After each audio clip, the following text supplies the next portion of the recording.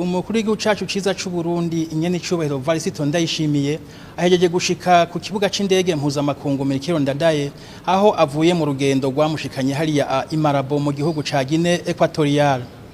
Intumbero y'ugo rugendo rero kwari kwitaba inama idasanzwe yahuza abakuru b'ibihugu bahurikiye muri ryashira hamwe ry'ubutunzi ryo muri Afrika yo hagati. Kubijanye n'ivyihwejwe muri iyo nama ahanini kwari gushiraho inzego zisanzwe ziyoboye ako kanama kagize iryo shira hamwe ry'ubutunzi mu bihugu vyo muri Afrika yo hagati. Ikintu nyamukuru rero cashoboye kwigwa cashitsweko vyose kuko vyagenda bigana ikibazo kimwe kwari ugushiraho ubuyobora ako kanama. Uburundi rero bukaba bwasubiye gutashwa iteka ryasubiye gutaha i Burundi kuko iyo nama y'abakuru b'ibihugu yaciye igena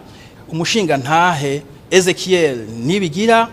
akaba ari umuntu afise ubunararibonye mu vy'imigenderanire, akaba ari umuntu azi cane ivyo imigenderanire n'ibihugu vyo muri Afrika muri rusangi, ariko na cane n'ivyo muri iryo shira hamwe nyene ry'ubutunzi hurikiwemwo n'ibihugu vyo muri Afrika yo hagati. Mu bijanye n'ugo rugendo cyanyamukuru kwari ukwiga ivyo bibazo, ariko kandi nyene icubahiro mukuru w'igihugu cacu ciza c'u Burundi Varisito Ndayishimiye yarashoboye kuganira nabo basangiye amabanga n'amabango mu vyo kuyobora ibihugu. Nyene icubahiro Antoine Felix Tshisekedi Chilombo asanzwe arongoye igihugu kibanyi ca Republika Iharanira Demokarasi ya Kongo, bavugana ibijanye n'imigenderanire y'ivyo bihugu ko ari bibiri, ariko kandi n'ibijanye no gutorera umuti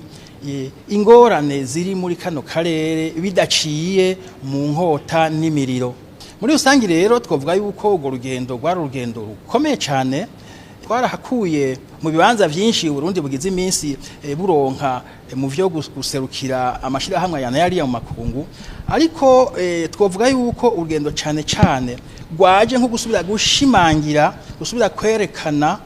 icizere amakungu afitiye abarundi na cane umukuru w'igihugu cacu ciza c'u Burundi. Akaba nko musanzwe mubizi ari n'icegera ca mbere c'inama y'ubumwe bwa Afrika, akaba kandi n'umukuru w'ishira hamwe ry'ubudandaji Komesa,